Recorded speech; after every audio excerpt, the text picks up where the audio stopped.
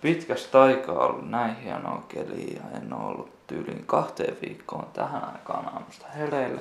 Kello on 10 ja en todellakaan herännyt tähän aikaan, vaan pysyin valveilla tähän asti. Mä oon valvonut koko yön. Eli mulla on ihan sika hauskaa ja kaikki naurattaa. Ei siinä mitään. Mulla on jalassa tällainen haava. Mä levin eilen sitten pienen palan pois, koska mä potkasin sen johonkin mun pöydän metallitolppaan. Ja no ne on onneksi pyöreä, niin ei niin paljon. Mutta kipeätä tekee ja sit tässä niinku putsailee ja sillä näytetään sen vielä nopeasti. Tollanen pirulainen.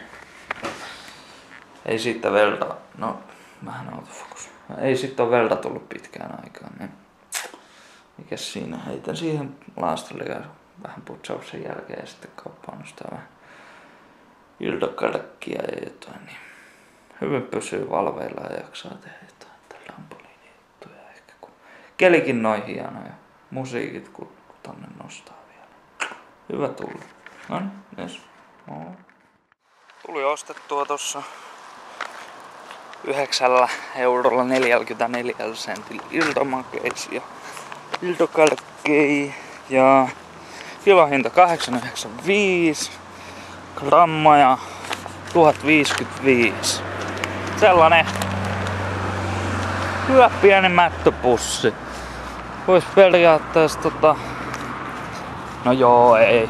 Meinasin, että voisi ruveta huitoa noita polttopuita kildeillä pieniksi, mutta sitten tulisi vielä jonkun verran silppua, niin minä jaksan ruveta siivoa. Ja sitten tuli ostettua Dr. Pepper.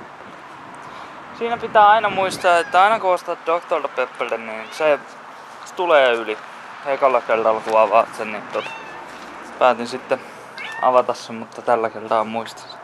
Viime kerralla tuli kaikki syliin. Lähes tulkoon kaikki. Kissa löytyi ulkoa.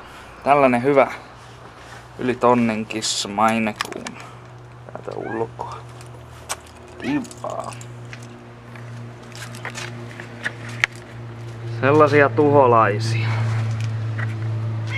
Kyllä. Niin.